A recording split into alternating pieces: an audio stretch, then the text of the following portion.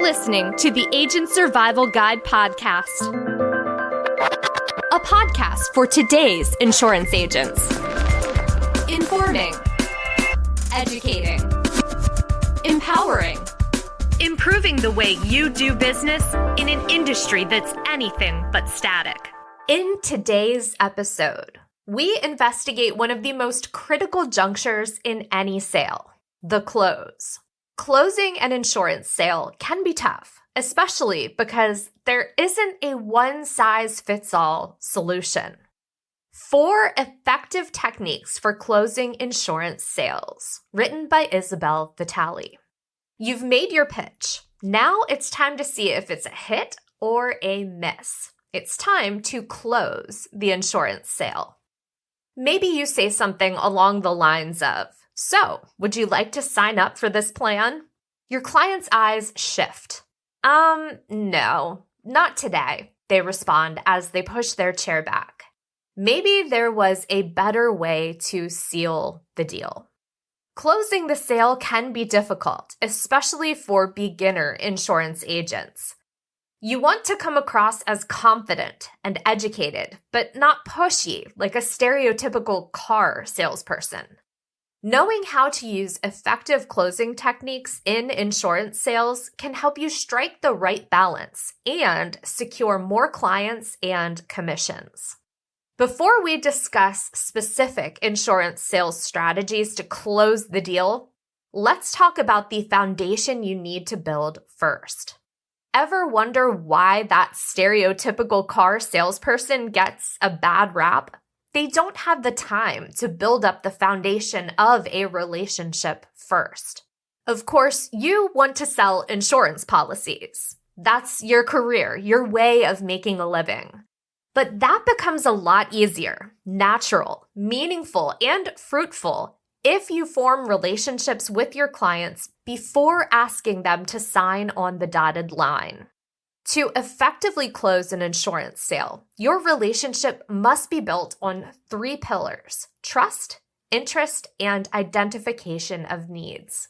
No one wants to buy something from someone they don't trust. Here are some authentic ways to build trust in client relationships. Keep your facial expressions engaged and positive and your body language open. Ask your clients questions about themselves, like their line of work, interests, family, pets, and so on. Echo back what they tell you to let them know you are actively listening. Validate their concerns, saying things like, "It makes sense you'd be concerned about rising costs." Building trust goes 2 ways. Volunteer information about yourself in return. Provide educational information above and beyond the product you want to sell. Be sure to give your clients ample amounts of your time and focus. It means a lot when you remember things about someone. In subsequent conversations, ask follow-up questions about what they previously told you, like how their grandson's baseball game went. Follow up with clients 1 month after enrollment. Perform annual reviews, and provide extra value throughout your relationship. You can do this by sending newsletters, offering classes on ancillary products, and being available for their questions. Building trust takes time, and performing these actions will improve your long-term relationship and boost chances for referrals. However, your client's brain is wired to make a snap judgment about your trustworthiness. You can set yourself up for long-term trust building by encouraging a positive first impression. There are several ways to make a good first impression. Be likable and approachable. Have a positive, confident, and helpful attitude. Actively engage the other person. Remember to focus and ask open-ended questions. When building rapport with anyone, it's essential to find something in common. And don't forget to relax your body language. The next pillar we have to talk about is interest. This might seem obvious, but make sure your client is interested in what you're presenting before you present it. You can safely assume your client is interested in learning more about their Medicare options if you are selling Medicare products. Your client filled out a scope of appointment, and they also scheduled an appointment with you. But which Medicare options? That's where a mini pitch can come in handy. When first speaking with a lead, gauge their interest on Medicare supplements, Medicare Advantage, and Part D plans by giving brief descriptions and asking which products appeal to them the most. If they fill out an SOA, it should be easy to see what products they're interested in learning more about and which they're not. If you're selling other types of insurance products, be sure to go through the different options and ask about their interest level in each. Your client will appreciate you taking the time to learn about their interests and preferences, instead of bulldozing them with plan presentations they don't want to hear. And just a note to remember here, make sure you follow CMS rules regarding health product appointments. You may only discuss what is on the scope of appointment during health appointments. All other non-health products, like annuities, life insurance, and so on, must be discussed during a different follow-up meeting. Once you establish trust and interest, all that's left to identify is your client's needs. While you're listening to your client's interests and preferences, go deep on discovering what your client needs out of their insurance. Consider if they're living on a fixed income. Perhaps the predictability of a MedSup premium and lower out-of-pocket cost would be the best fit. What about a fixed income, but they have a little emergency fund saved? Then, perhaps the lower premiums of a Medicare Advantage would be appealing. Sometimes you have to go on a fact-finding mission to learn what your clients really need, especially if they're unsure of their options or not sure of what they need themselves. Here's some approaches to consider. Introduce your fact-finding with something like, I'd like to ask you some questions to determine what you need out of your health plan. Ask questions about their financial situation, health conditions, providers, frequency of doctor's visits, past hospital stays, prescription drugs, how often they travel out of state, and so on. Listen closely to the answers and take notes. Simply ask your client, what do you think you need?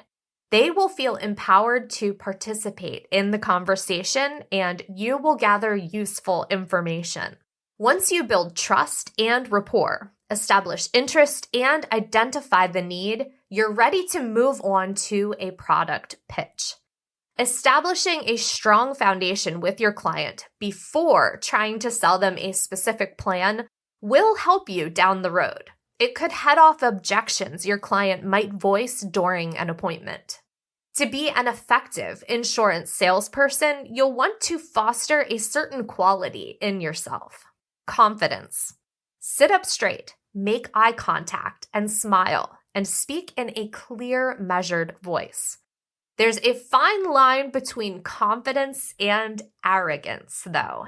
And that's why building the foundation we just described is so essential. Your confidence needs to be steeped in trust, relationship, and listening to your client. Without that, your confidence will come across as pushy. Remember, we're trying to strike that fine balance between savvy professional and aggressive salesperson. Now it's time to talk closing. Once you've navigated the sales presentation, consider using these tips for closing a sale. We'll start with a tactic called the assumptive close. Let's revisit the close we used at the top of the episode. So, would you like to sign up for Carrier A's plan? Although it might seem considerate to phrase your request this way, it leaves the door wide open for your client to easily respond, no. A simple but effective alternative to adopt is assumptive closing. This technique assumes your client wants to continue rather than asking if they'd like to. A powerful technique like this pairs well or overlaps with other types of sales closes we will get to in a moment. Here's a few examples. Thank you for helping me see that this plan will be a good fit for you. Let's go ahead and get you signed up. I can walk you through the application now. Do you have your original Medicare card handy? How would you like to enroll? By filling out this paper app or applying online? I'll guide you through either.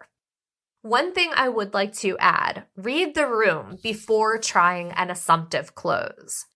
If your client is asking questions or saying things that lead you to believe they really are not interested in the product, avoid this type of close for now and find a different product that resonates with them.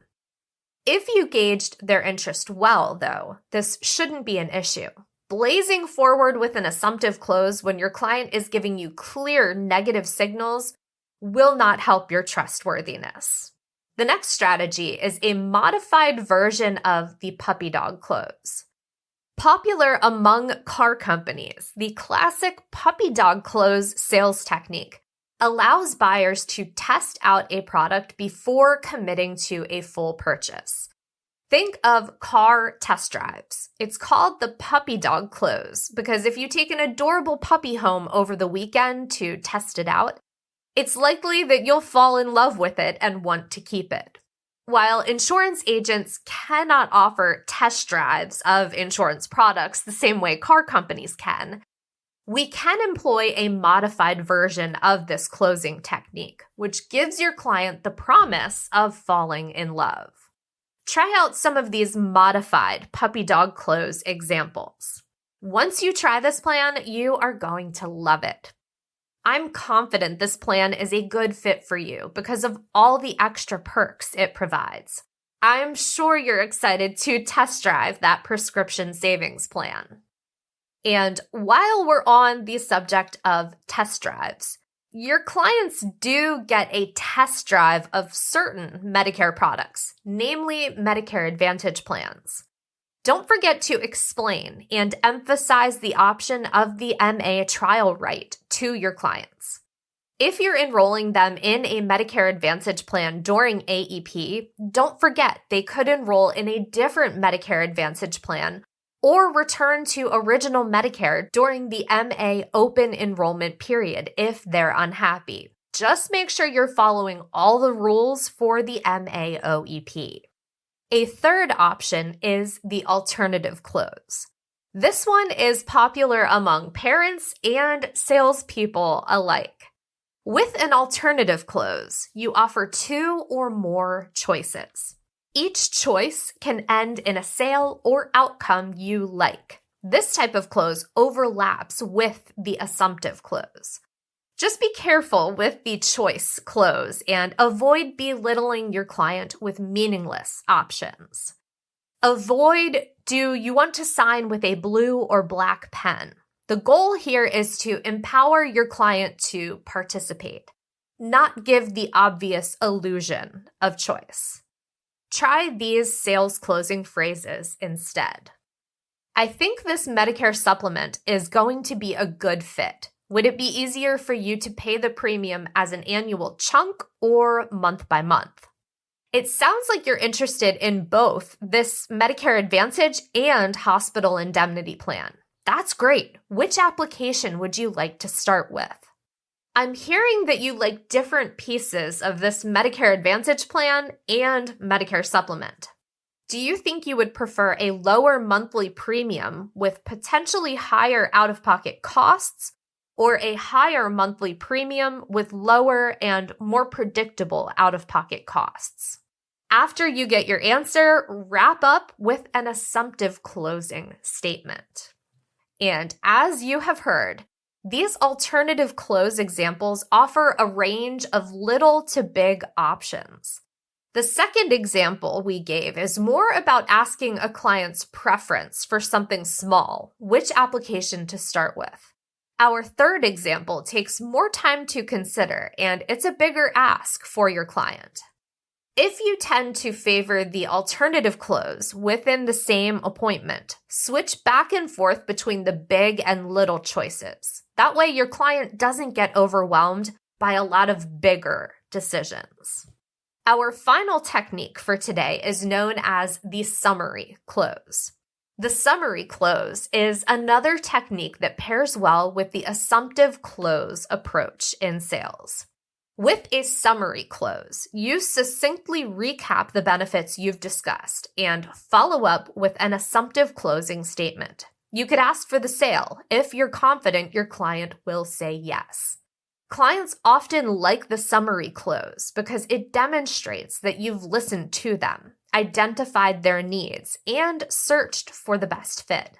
Remember, before you jump into the benefits of the plan you've pitched, bring up some pain points your client feels.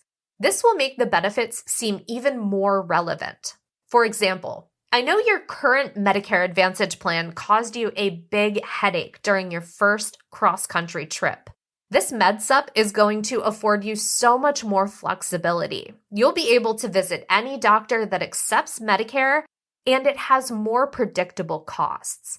We can get started on the underwriting process today. I'll walk you through it. Paying out of pocket for your eye exams and new glasses was certainly more expensive than you expected.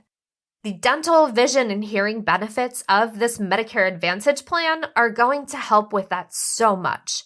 Let's get the application started. It'll only take about 10 minutes.